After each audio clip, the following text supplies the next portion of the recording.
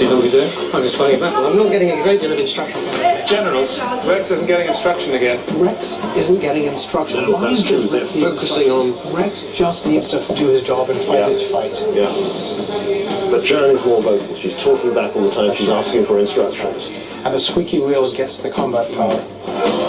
Jan may well be a squeaky wheel, but she's the first to notice the Goth cavalry emerging from the forest. It's the moment they've been dreading. Their cavalry are charging. So the question is, what do the players do about this? They've kept their reserves, they've got these formed troops. Can they use them properly to meet this new threat? The remnants of Jan's Roman cavalry charge round to head off the Goth ambush. Take your cavalry to their cavalry, please, Jan. Cavalry on cavalry. Cavalry on cavalry, please. The Goth ambush bursts out of the forest onto the battlefield, above the enemy line. With a depleted cavalry number, Jan's horse proved no match for this explosive force. Her horsemen flee, leaving the enemy cavalry waiting menacingly outside the 3 o'clock gate. The team have no time to recover from the first Goth ambush before a second wave of Fritigern's horse descend from the forest on the left. For the first time, the Roman heavy armoured cataphracts alongside the cavalry see some action, as they prepare to take the full impact of the fierce Goth onslaught. There's cavalry attacking from two sides now, actually. Goth archers from inside the enemy laager seize the opportunity and fire into the back of Rex's cavalry.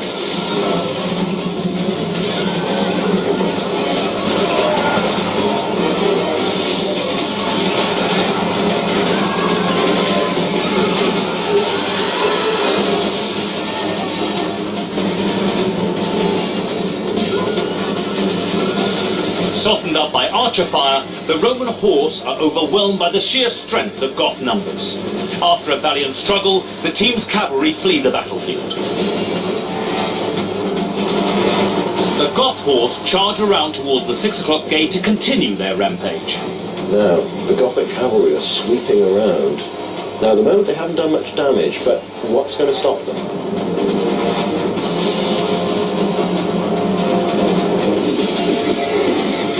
Fortunately for the Roman team, the archers, who so far have had little impact on the battle, finally prove their worth. They hold up the Goth cavalry. This gives the team enough time to deploy their auxiliary reserve for a head-on attack.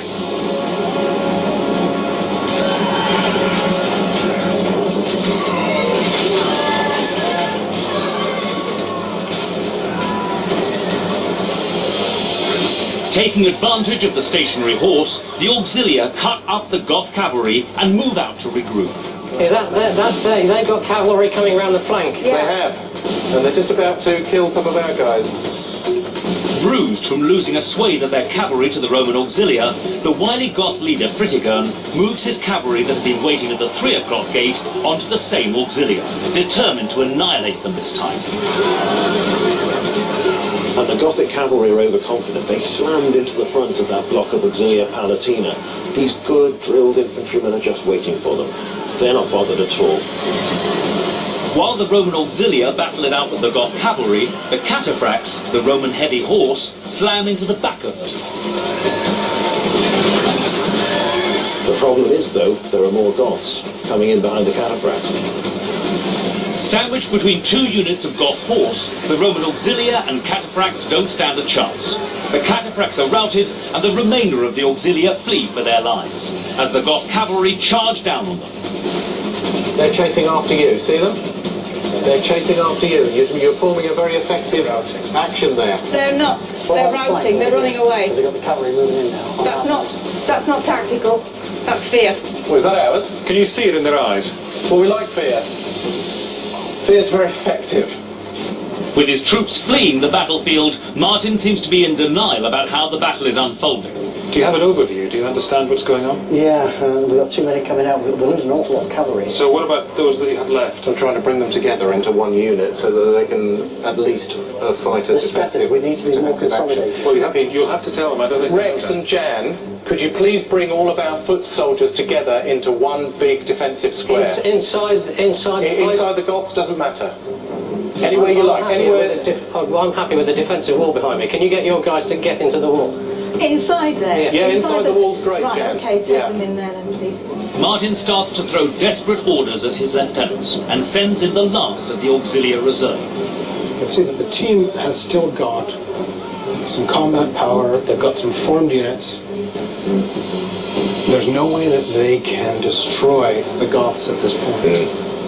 But there's a very real danger that the Romans themselves will be destroyed, because they're now almost trapped within the wagon lager. Virtually every fort unit they've got is inside there, and it's a mass. As if things aren't bad enough, the Goth cavalry charge in to close the gate at 6 o'clock, trapping the Roman infantry in the enemy lager. The battle appears to be entering the final phase, with the fighting shrunk to this one small area. We've got a number of foot soldiers who are surrounded by horse and can't get out. Well, they'll have to fight them then, Jan. With no room to manoeuvre, Martin's orders become more and more impossible for his lieutenants to realise. Can you get in formation and defend, please, guys? We're in a fight. We can't form formation. We're just in a melee. We're hemmed in by all of them. Well, let's kill some of them in this melee then, please. Okay, let's engage as much as we can. Where are the It's not looking good, is it? No. Will any of them vote for us, Rex? Less and less as time goes on. Okay. Not left. I'm happy to surrender, but I'd like to check with you first.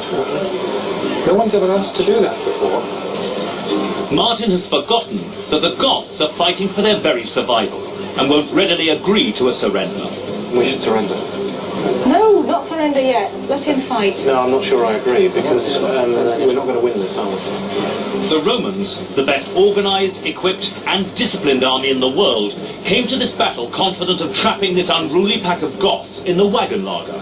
But ironically, after sending all their remaining troops into the Goth encampment, they now find themselves trapped with no real hope of retreat. I think we should surrender.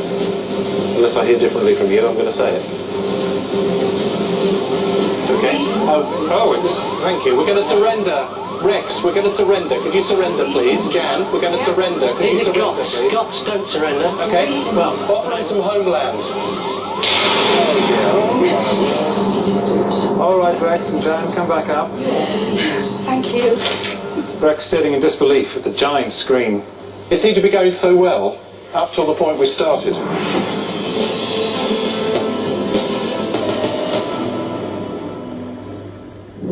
You are four politicians. I expect you to be able to portray this terrible defeat as a victory. What happened? Basically, our plan wasn't good enough. Or it wasn't expedited in a full And enough indeed, way. when the cavalry did turn up, we didn't really have an answer for them. The thing with politicians, of course, is normally you're allowed to argue and argue and argue about who got it wrong, and there's no real conclusion. But here, of course, we can tell you who got it wrong, with the help of Adrian and Alec.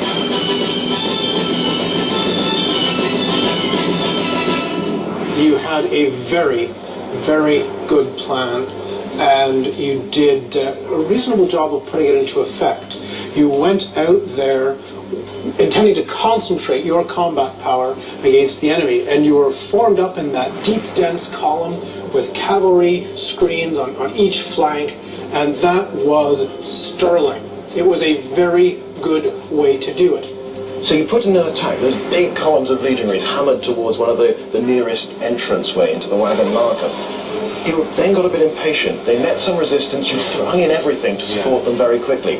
The cavalry, that had been doing a good job of screening the other sides, suddenly slammed in through the entrances on the east and the west and started fighting against Gothic infantry. It's not what cavalry are for. So that was a big problem, that you were starting to lose all that control, all that concentration of power went. And you had those auxilia, those lightly armored guys with spears, you held them back, and when the surprise cavalry attack, when that happened, you were partly prepared for it. The problem was that your pretty chunky cavalry screen that you went in with was gone. And although your infantry were there and would have been very helpful in allowing your cavalry screen to chop up that late arriving Gothic attack, without the cavalry to do that, your infantry were twisting in the breeze and they were cut up by the Goths.